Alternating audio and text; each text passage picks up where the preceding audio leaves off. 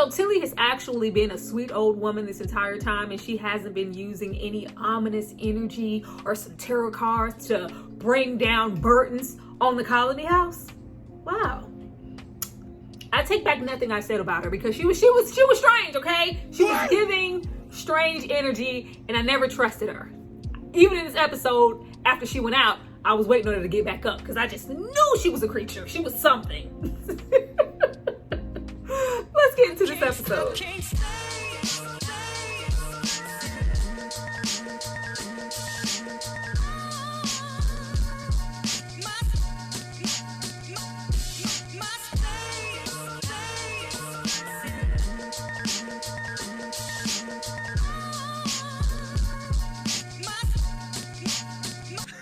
Hi you guys, welcome back to my channel. It's Tyra here with another struggle review, here to discuss from season 3 episode 7. Go on, ding dong, subscribe, bells, all that good stuff, because we have so much to talk about. And if you feel the need to talk about it even further, be sure to join us every Tuesday night. We have a discussion about the current from episode and dive even further into it. Let's start with Fatima. We start this episode with Fatima the way that we ended, this strong, upset, find my baby because I know it's their energy. Fatima is so angry, and it's not in a way that you would feel like she would be on a regular. We have known for some time with every single episode that there is something escalating within her that she has no control over. She is angry, she's throwing tantrums, throwing things, about to throw Ellis because where is my baby? I'm not understanding you telling me that this is a boiled worm situation or some psychotic hallucinogen. No, I know I'm pregnant. I feel it. Look again. But we aren't just using our words anymore. We're using hands, feet, and elbows, because I will put them on you if you call me psychotic, call me delusional, have me feel like I am losing my mind even just a little bit. This entire episode, Fatima feels gaslit, and it really bothers her, especially when we get into Ellis. She doesn't feel like anybody is listening to her. But at the same time, we haven't really voiced how much it has escalated, in that we're not just eating the rotting food, but we did have a taste or two of blood. Baby, when Marielle was putting that IV in her arm and she suggests, well, maybe have you ever just considered taking small bites of the regular food? And that, like, girl, Marielle in that face. Marielle has one emotion. This is Marielle's emotion. Like, oh, somebody give her a Percocet or something. I don't know. Give her something. Give her something. I have been keeping my eye on her, because you see throughout all of the episodes, between Randall and Julie, they are finding some type of way to cope, and it is really just on them, the effects of being taken over. Marielle is just fine. She's just okay. Is she, secretly microdosing? What's going on with that? I want to know, because this eternal, have you ever considered eating smaller bites of like, oh, the way that was like, if you don't back up off of me. I need you guys to listen to what I'm saying. Even if I am shouting and cussing y'all out, things are happening to me with my temper and with my body that I have no control over. The way that we all thought who would get the blunt of the force or whatever Fatima was going through would be the closest person to her. Most definitely Ellis, but just so happened Tilly was in the wrong place at the wrong time. Now, we aren't just working overtime to break down Fatima. The entire community is breaking down, just as I said it will. We're going to start with Boyd and work our way down. The way that Christy hopped up and you should have told me that, Boyd, before she got in here, and I don't know what's wrong with her. Do your fucking job. As soon as boys start dropping F-bombs, stuff's over. Okay, stuff is over. Stuff is about to increase and get hectic. We're breaking down, because it's not just Boyd and Christy. Christy going, I was like, oh, Christy's normally the overly positive one. What happened to, you're not alone, Kenny, I'll always, what happened to that? She's like, you need to tell me stuff before you, yeah, it's starting. And the same goes for Donna, who rightfully so, along with Ellis, we need to figure things out when it comes to Fatima, because she is showing symptoms that are extremely similar to mommy and wife Abby. And when Abby went on that rampage and lost it, she took a lot of people down with her. We don't need that happening with Fatima or letting it escalate all the way up to that. I'm tired of keeping secrets from everybody, especially if it's for their safety. And matter of fact, Fatima probably needs to move on out. I was like, all right, there we go. Let's make some of those executive decisions, Donna. Like, you feel that separation happening between her, between Christy, between Boyd. I have to think about myself as well as others. Boyd is constantly in the mindset of, just this right here. Everything else is need to know information. But yeah, if she is showing any kind of tendencies that could be life-threatening, or from what we've been saying or what I've been saying, if she is turning into a creature and she isn't pregnant, I have to think about myself and other people. Boyd is not just about you in this little community, even if that includes me, Donna. I was here for it. Now, who else is losing it? Let's get into Victor. The way I'm over Victor. The way I am over Victor, not so much the character. Victor is endearing. He's been through a lot. How could you not care about him? But Victor is losing it because, oh my God, big surprise, Jasper is not talking to him. I already said if Jasper was going to talk to anybody, it was going to be Jade, because Jade is the old school Christopher in the now. Like, he is upset and bothered even when it comes to Henry, because Henry's like, son, like, bring it in, hug, smell my palm. It's a doll.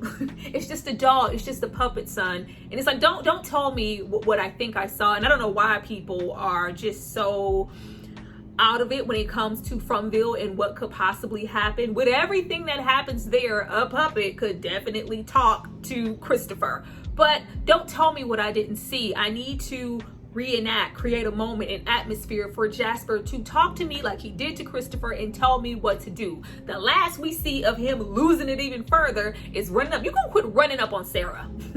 You're gonna quit running up on Sarah when you need her to be the placeholder. Sarah, can I use your basement? I need to use your basement so Jasper he wants to set the scenario so Jasper can talk to him. How long are we gonna have to wait on Slappy?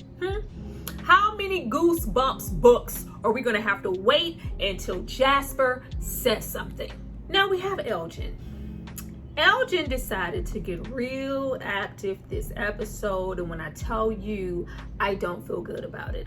Never really felt completely solid about the ominous kimono lady in the water type situation, and we just so happened to roll up on this Polaroid camera episodes ago that is being of use now to tell him what to do, where to go, and how to get there, leaving these clues. I am convinced that anything in Fromville, it's not a good entity. Maybe, just maybe we had the boy in white or the Okanuku, them children, maybe them, because they're, victims for the most part. But from the kimono lady, I think we wanted it to be a positive entity because we wanted to attach it to either, is it Victor's mom? No. Is it, Fatima? Is it, I don't think it's any of that. I think that this is something really sadistic because I can help you. I can save all, but we're doing everything but saying exactly what he needs to do and how we can help. We're using the Polaroid. That's weird. And then we have him making wind chimes. Well, don't nobody want that. Look at your little tired ass gift. Nobody wants your funky wind chimes, Elgin. I don't know. We have him be led, of all places, to that bunker area where, Victor's mom told them to hide when everything happened. And of course, we know what occurred with that when he was a child. But he's, moving a door to another door and a red door. And I was like, what in the Coraline is going on here? To eventually we get into another additional secret spot. And there is a body, a dead body, a bag of bones. In an old dusty bed. Clearly somebody was being held captive and against their will. And he looks back and says, so is this where it happens? I think that Elgin is just gullible enough to be taken advantage of, and in a way that Fromville likes to prey on innocence. We would think that it would be Ethan or but I keep forgetting that Big Sleepy is still a child. Big Sleepy is still, a teen and is very innocent, very sweet and old, but naive. The naivete. I don't know what's gonna happen, but out of all the people in Fromville, who would we be prepping this room for and saying, is this where it happens? Who did we make that wind chime for earlier? Oh, Fatima. If and when she transforms, transitions, whatever, and the Fromville wanted that process to go unchecked and unbothered, she would have to be somewhere isolated to do it. Like, this is gonna end badly. I don't know what the hell is gonna happen, but I do know that I was expecting Fromville to use the same avenues and route, and I just don't think that's the case anymore. With them trying and successfully getting at Sarah, getting into her head, if you do X, Y, and Z, we'll do X, Y, and Z. I thought it would just be, the whispers, the inside. No, I think we are using the same, like the physical lady in the presence. I can help you, I can save all of you. And now this Polaroid camera to get him play on his intentions and how naive he probably sweet, innocent, Big Sleepy, Big Elgin, that is just really naive. Whatever happens, I can't say I'm opposed to a few people dying at this point because we do have one too many characters. Now let's get into Randall and Julie, because where is Julie? Not with her parents, because why would we be there, huh? Why would we ever be there and know exactly what our child is doing at all times? Because at this moment, we are hanging out with Randall. Now, what are they doing with Randall? What are they doing with Randall? Because he already woke up in a very calm state, in my opinion, in comparison to what I thought we would be getting as far as him being hella upset with Boyd for leaving him. But it feels like they are giving him a different character arc and going somewhere else with him. I thought he would be forming a bond with Acosta, the deranged cop at this point, and going against the grain and Boyd and planning, and yeah, this is the last time that you get to run anything because you don't know what the hell you're doing. Somebody pick a side. I thought we would be, forming and drawing lines in the sand. No, he is doing the complete opposite. Not only have we left the world tour bus, but we are hanging out with Julie and talking about mushrooms and really seeing how this has affected her as a young teen. She hasn't been out there in the world, been able to live her best life. No.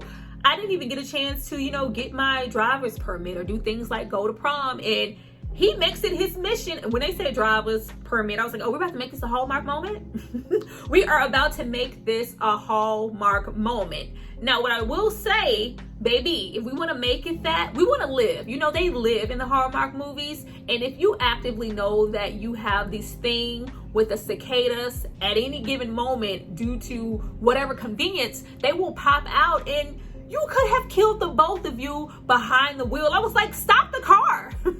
Stop the car, Randall. What are we doing? I understand that we are trying to bond with her and do something that our own damn father isn't doing with her. But if we're having visions in that moment of the cicadas, we're not going to try to ignore them. Julie can't see them. We just, and he just walks away. I was like, sir.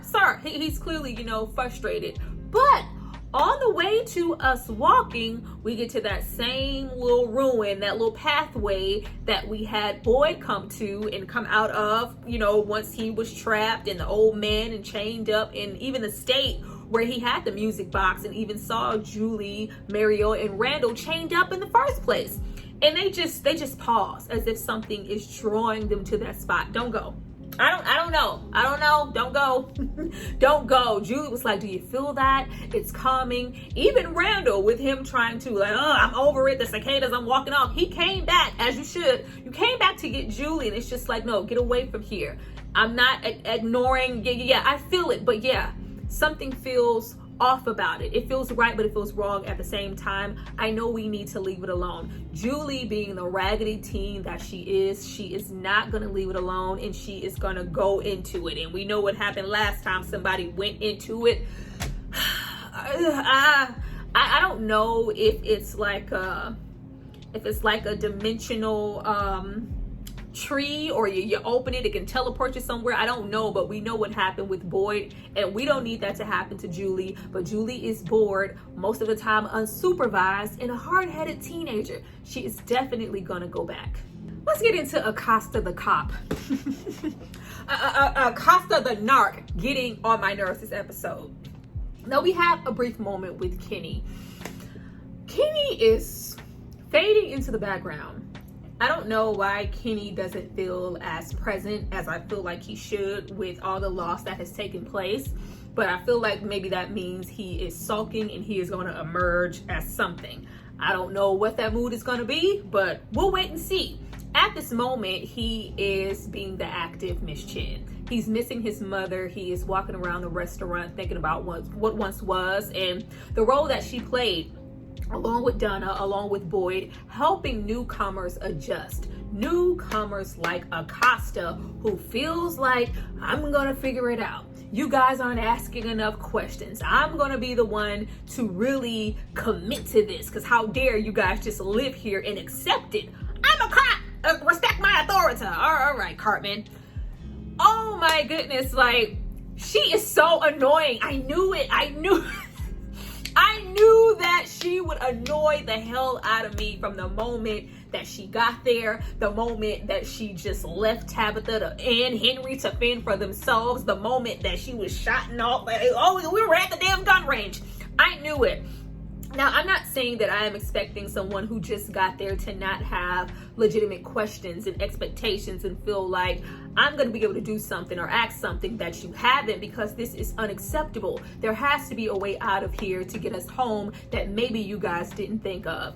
At least Kenny tried. You know, I don't have all the answers, but what I do know is if you don't learn how to coexist in Fromville, nobody's saying that you shouldn't have expectations, want answers, or that you shouldn't try. But you do have to kind of settle in and do things simultaneously, or it will consume you. You will lose your mind. Yeah, she's gonna be consumed.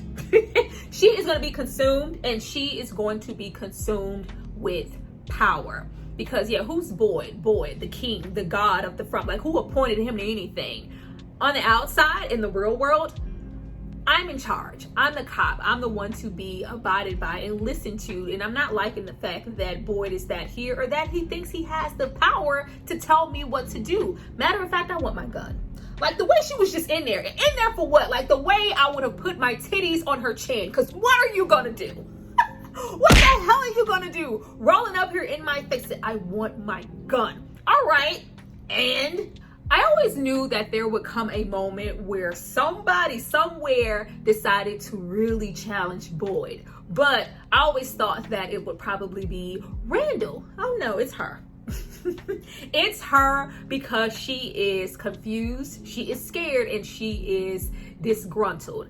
I'm trying to have some type of familiar stance that I know of, and on the outside world, I'm a real cop. And it's like, well, how long? What were you, 3 days out of the force? Like, how long? Did you just finish training, little girl? You're not gonna come in here and tell me anything. Matter of fact, I'm gonna sum you. You earn it. I was like, the way he almost told her to go to timeout. You can have your gun and you can earn every single bullet. When I feel like you can handle having a gun, then I'll give it back. Like, she is not feeling that. The fact that she already knows that the creatures don't respond to bullets. You can't shoot a creature in the from. It's not going to do anything. So she just wants her gun with her bullets to assert dominance and power. Hey, me, cop, lady, white lady, with the gun, with the bullets. You should listen to me sometime. I may have good ideas instead of listening to Boyd. Who put him in charge? Boyd is stuck in a place of wanting to save everybody in Fromville, but he's also becoming a one-man show, a one-man band.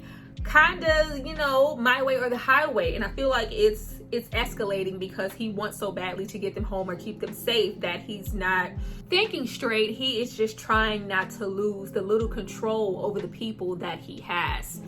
Like we have been saying, Jade and Tabitha are getting really chummy because they both have one agenda and have an understanding of each other. Where Jim is having a hard time processing any of Tabitha's thoughts, her dreams, her being there before, the connection, the Akanuka children. This is just all too much. Jade processes, understands, and has the same momentum to put it all together and figure out what's going on. And Jim is not understanding. definitely not of the revelation that Jade has in this episode. We have Tabitha going on and on about the dreams, more so nightmares, and seeing these visions, these rocks, and hiding behind them, running from this big bad entity and being scared. And Jade pretty much breaks it down to the fact of, if you, as well as Victor's mother, were having these thoughts prior and you're having these dreams to you ever arriving here, I don't know if it's just Tabitha, but what if we are chosen, selected, destined to be here, destined to see that tree? Child, Jim was looking like, you mother, like, This is about to escalate. Don't try to bring no messy relationship drama in Fromville. We have enough going on. I will be so glad when we know what Tabitha is and what she isn't, because everything is present there. I do not think Jade was wrong in this episode. I think there is a lot of destiny and some things going on and her not having a chance. How else will we explain her going out with perfect timing to collect Henry and bring him back there? You were always destined to come here. My question is it just her and Jade, or is it everybody? Explain it. And lastly, we have Henry this episode. Henry is having, I guess, a little bonding moment with Donna. He does say that he regrets seeing Victor in this state, and that maybe he feels guilty that he felt a little bit more content when he thought he was dead than rather have to deal with Victor in this state and the man that he's become. And, you know, showing that borderline alcoholism that's probably been tucked underneath, because I need a drink. Where's the drink? Where's the liquor? Where's Tom's bar? We'll see what happens with that. Oh, Ellis. Ellis is just at his end. I see those traits of Mama Abby. I don't want to lose my wife. I don't want to lose... We ain't even saying about that, baby. We don't know what that is. I don't want to lose any of this. This is my wife. I need to help my wife. Goes and hits up the pharmacy, and he is planning to sedate and medicate her, calm her down. I thought he would be stepping up into a stronger role, all while simultaneously kind of being there and being her rock, but it's just been, oh baby, it's just been, I don't think Ellis has reached his full potential yet, but Boyd and Christy pipe him down. You don't know what these drugs are. Like, you don't know what these things are gonna do. You can't, hyperdose her or put the drugs down and back, son. He's scared. We have him scared and confiding in the likes of Tilly. Tilly said, I'm old, I done lived my life. I got cancer. I'm just here to help. I was like, don't trust her. Don't trust her. Tilly's diabolical. Don't trust her. And because he does say, like, why? Why would you don't even know us? All the questions that we have been asking since she got there on that tour bus.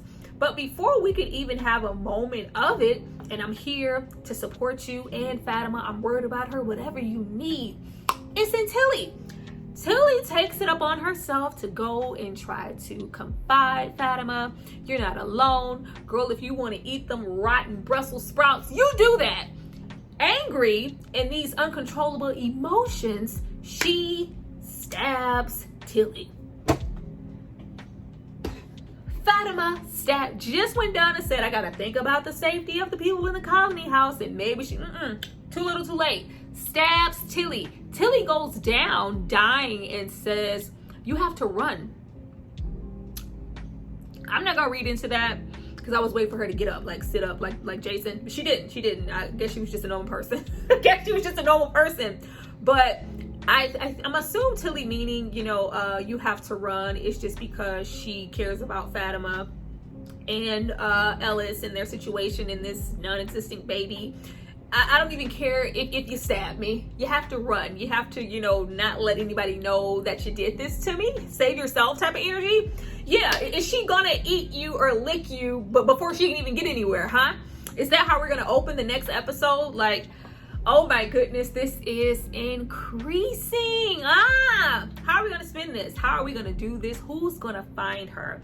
I feel like it's gonna be Ellis. I feel like Ellis is gonna find her, or Donna. That will put Donna in a bind if she has to make a decision on whether or not to tell people. Like, we gotta lock her up. We gotta put her in a box. She killed Tilly. Somebody with a connection to Fatima, not a new person, has to find. Will it be Big Sleepy? I hope it's not big sleep, because you already know I feel like I have a plan of what he's planning to do with her, so that would be perfect timing if he found her.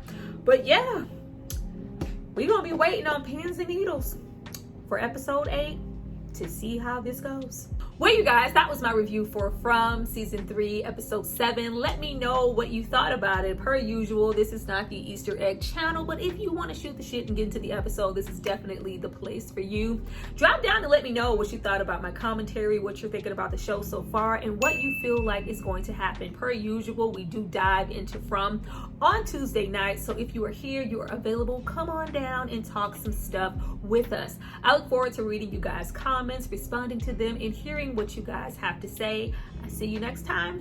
Bye.